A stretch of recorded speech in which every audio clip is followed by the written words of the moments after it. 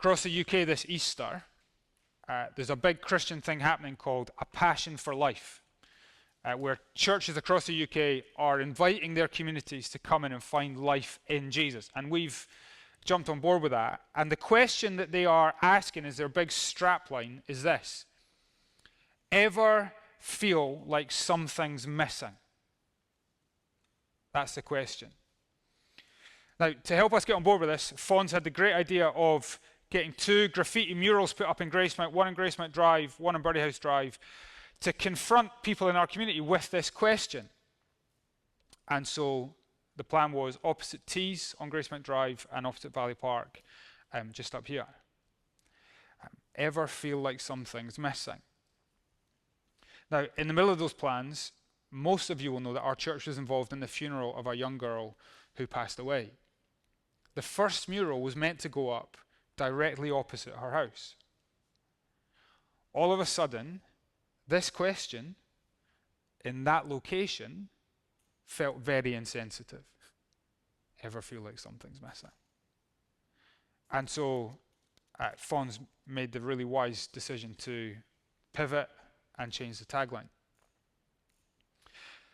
Last week before this, the mural went up on the side of the shop over here with the initial tagline, ever feel like something's missing? We got a phone call on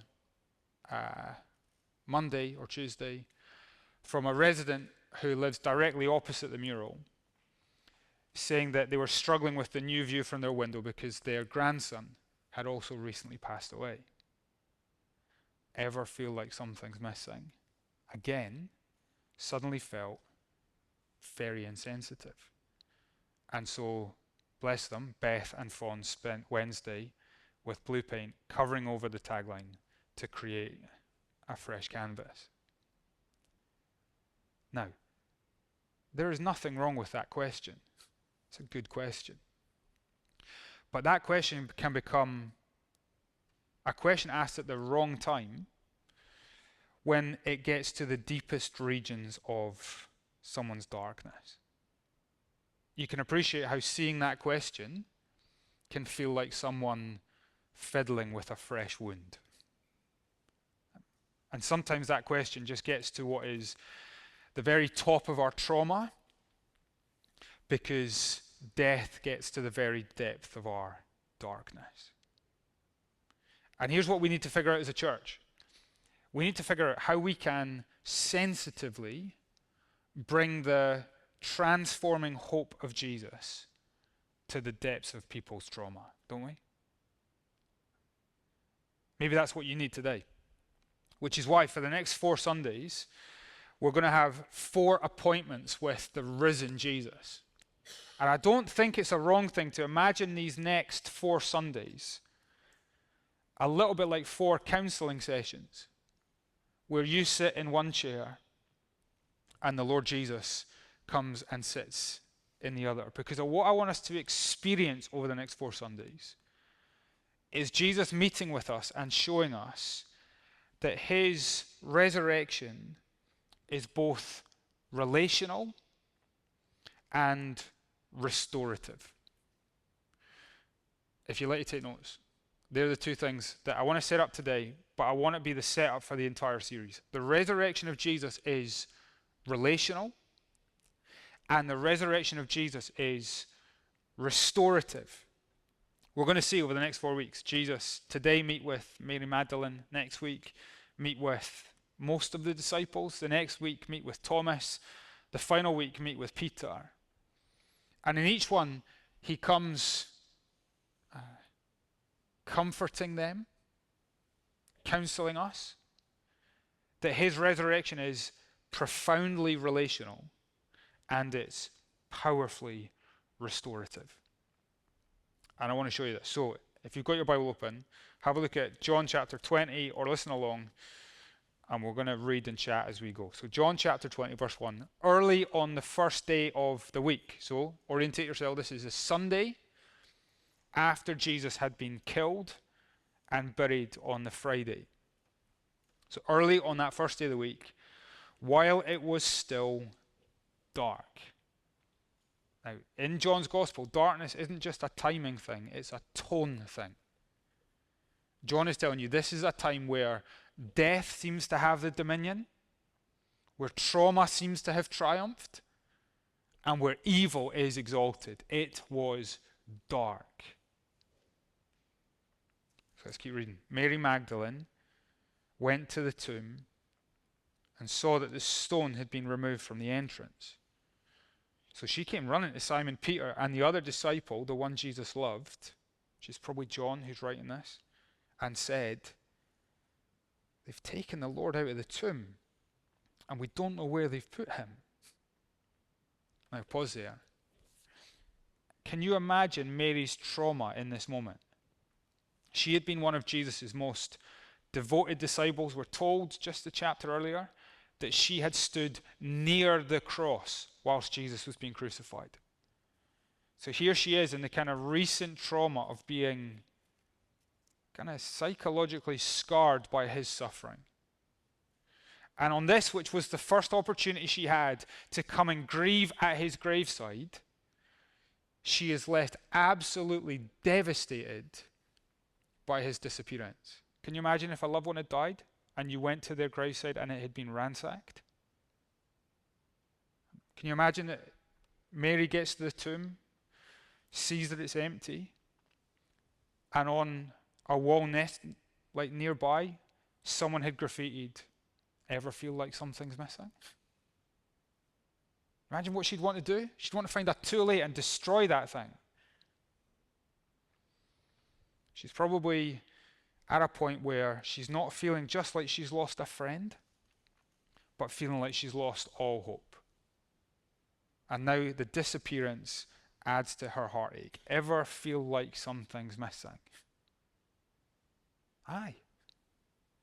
And it's agony. Mary here maybe meets us in our misery this morning. She is a woman who shares our suffering.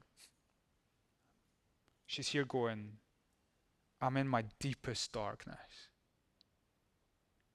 Let's keep reading. We're not going to do all these details. We're going to major on Mary. But it's worth noticing just before we read it that as John writes this, he's not writing it as like mythical madness. He's trying to present this as detailed eyewitness evidence. So let's keep reading from verse 3. So Peter and the other disciple started for the tomb. Both were running, but the other disciple outran Peter and he reached the tomb first. He bent over and looked in at all the strips of linen lying there, but he didn't go in. Then Simon Peter came along behind him and he went straight into the tomb. He saw the strips of linen lying there, as well as the cloth that had been wrapped around Jesus' head. The cloth was still lying in its place, separate from the linen. Finally, the other disciple who had reached the tomb first also went inside. Catch this phrase. He saw and believed. Worth noticing, right? It doesn't say he shut his eyes and believed what he wanted to believe. It says he saw and believed. He's trying to show you this isn't the work of fantasy or fake news or fiction.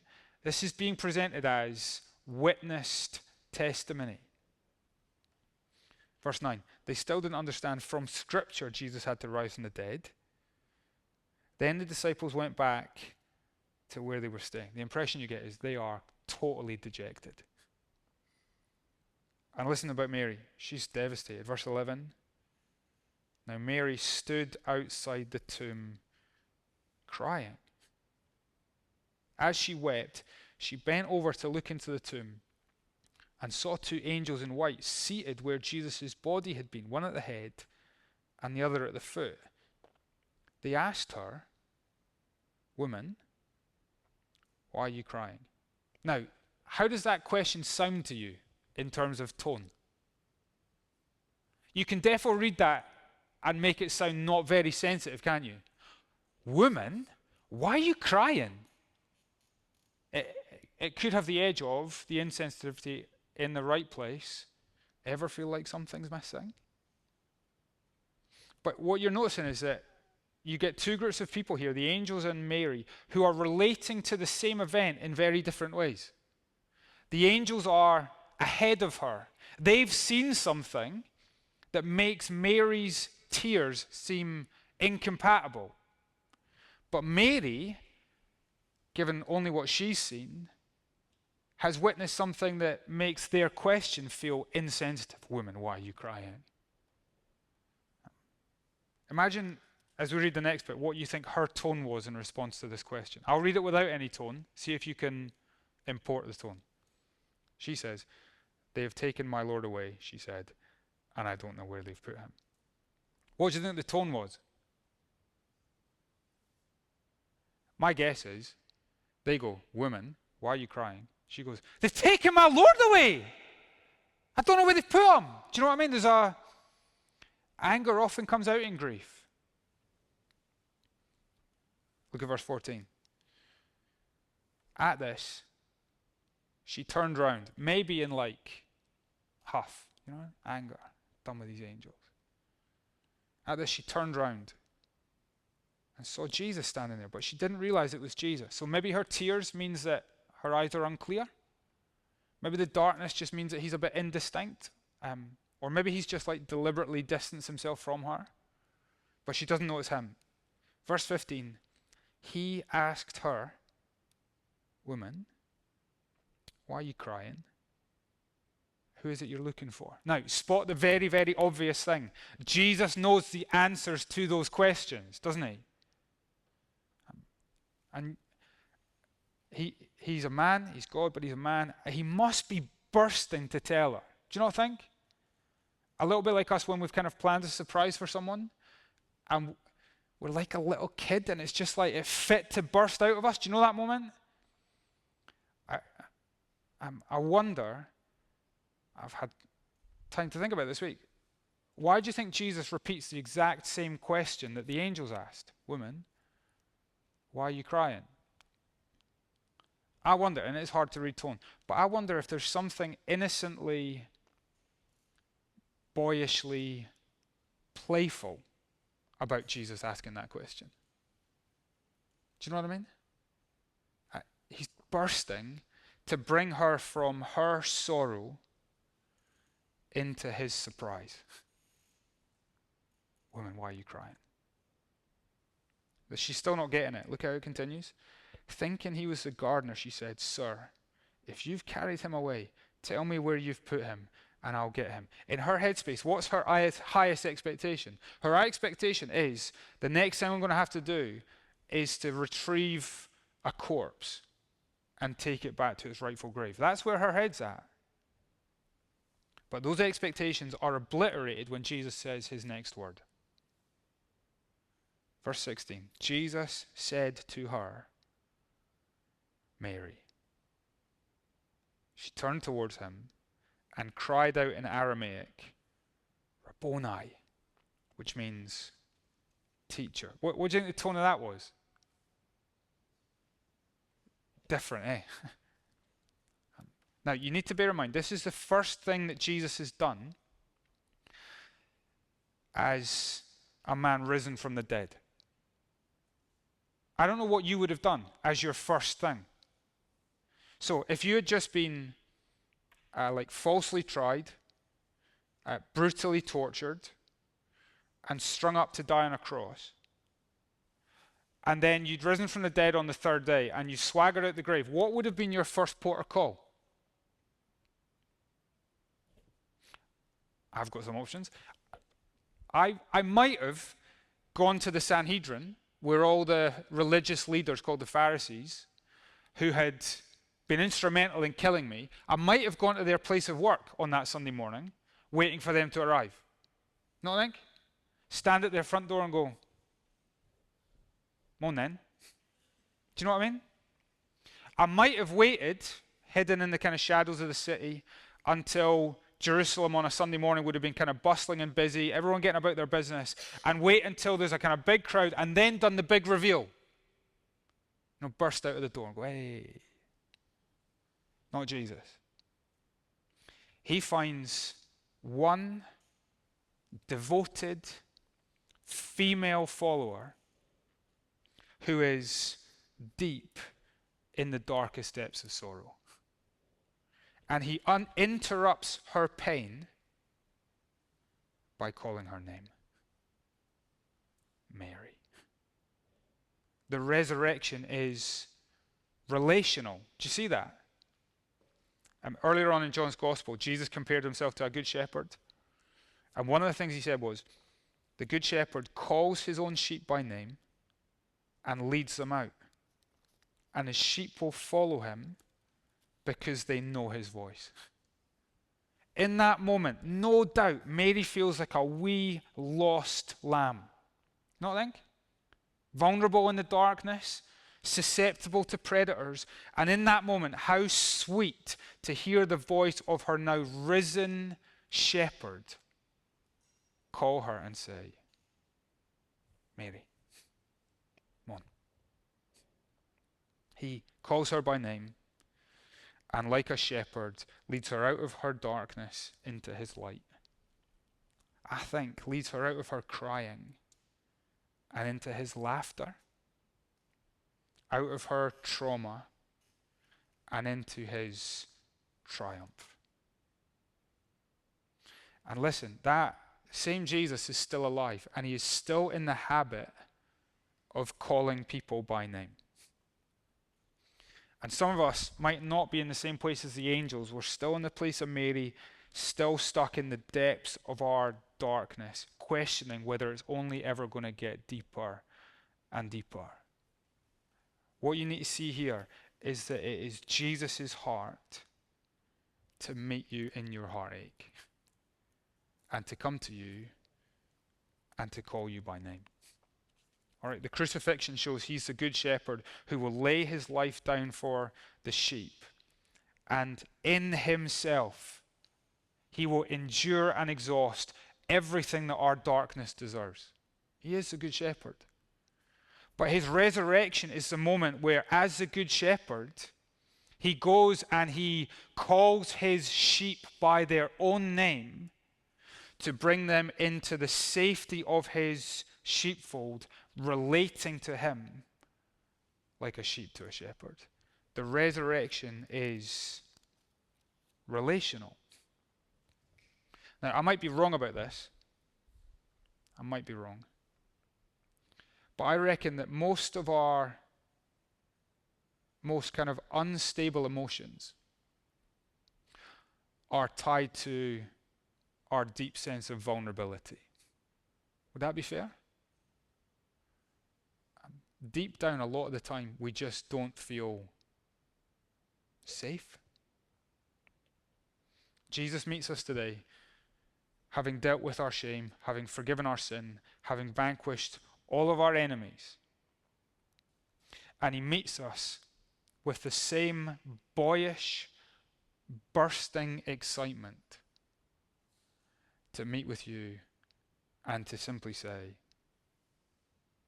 Lily, or Jack, or David, or Paula, or Doris. It's a beautiful thing, isn't he? And he wants you to come and to walk close so that he can shepherd you safely into his sheepfold. I hope you hear him. The resurrection is relational. Do you see that? Last thing. In it being relational, the resurrection is also restorative. We're going to keep reading, keep chatting. Look at verse 17. Jesus said, do not hold on to me. What does that mean she's done? She's holding on to him. What do you think she did? Hugged him. Hey, it's a nice detail. The disciples saw and believed. Mary saw and hugged. But this is a holdable thing, a huggable thing. John's not dealing in the realms of like the airy-fairy. He's dealing in the realms of the touchy-feely. It's the substance to this stuff. He wants you to know you can rely on this. But he continues, don't hold on to me, for I've not yet ascended to the Father. Go instead to my brothers and tell them, I'm ascending to my Father and your Father, to my God and your God. And Mary Magdalene went to the disciples with the news, I've seen the Lord.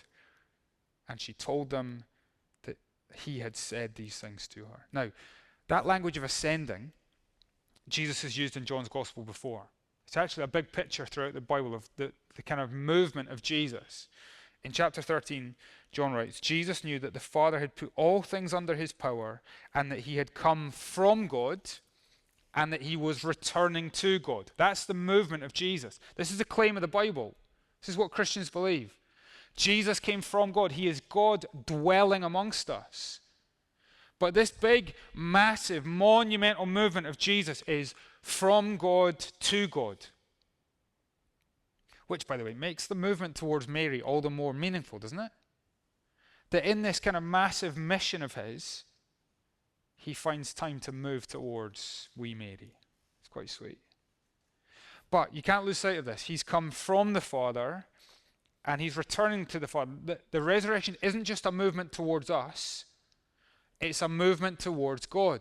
From God to God. From the Father to the Father. The resurrection is a movement towards the end of Jesus' story. The resurrection is a movement towards the restoration of all things. Where God is rightly God. Where God is known as Father. And he wraps Mary up into this, doesn't he? He says to her, I'm returning, ascending to my God and your God. My Father and your Father. Mary, my story is your story now. If you rely on me, believe in me. But you've got to remember, what was Mary's expectations at the beginning of this day? She thought, I'm going to carry a corpse back to its rightful grave. Do you see how those expectations have been blown out of the water? Here's Mary thinking, I'm going to carry a corpse back to its place of decomposition. Now she's this person who's carrying good news of restoration of all things. Here's where I think we sometimes struggle, is that expectations kill us. That's a phrase, isn't it? It's the expectation that kills. And for some of us, our expectations for this life are currently so low, we can't see past our shame, or we can't see past our sleeplessness, or we can't see past our suffering to anything better. That kills us, doesn't it? You've got to see how Jesus' resurrection brings a dawn for restoration. Here's what we're being promised, that there is an end to the story where God is in his right place as God, where you are brought into a right relationship with him as your Father, and the right ending is the wiping away of tears forever. He is restoring all things. And in the sorrow, you need to hold on to this holdable hope. And allow Jesus' resurrection to be the thing that sets the level of your expectations. That's where we struggle, isn't it? We think that our expectations are limited to our circumstances, our suffering, or what we might be able to do. Here's where you set the level of your expectations for restoration. The risen Jesus. Last thing, though, that struck me this week, it's not just about the restoration of all things at the end of time. It's actually about the restoration of things here and now. Did you notice what Jesus told Mary to do? He says, go to my who? My brothers. Now, if you know the story, he legit could have said, go to my deserters. Go to my deniers. Could you go to my cowards? He could say that, couldn't he? But instead he says, go to my brothers. Jesus' resurrection is about restoration. Not just a movement back to God, but actually a meaningful movement getting his boys back to being his brothers. That's what we're going to see him do over the next couple of weeks. He'll go to his disciples and he'll restore them out of their cowardly fear. He'll go to Thomas and he'll restore him from his reasonable doubts. He'll go to Peter and he'll restore him from his repeated failures. The resurrection is about restoration. A restoration that has the power to restore brothers. And I think we need a bit of that at the moment in our church. We need to continue believing so that we would live out this restored life that is in his name. The resurrection is about restoration. Now, if you're not a believer, we're so glad you're here. And we get that some of these questions, they feel insensitive. Ever feel like something's missing? Woman, why are you crying? But I think we're just trying to tell you that in God's kindness, we're just slightly ahead of you in the story, a bit like the angels. We've seen something that you've not yet seen, which means we are just bursting with excitement to tell you that even in the valley of the shadow of death, there is a relationship that you can rely on that through the resurrection of Jesus can bring restoration to your life. And our hope is today, over the next 4 weeks, in hearing him speak your name, you'd find the life that's in his name.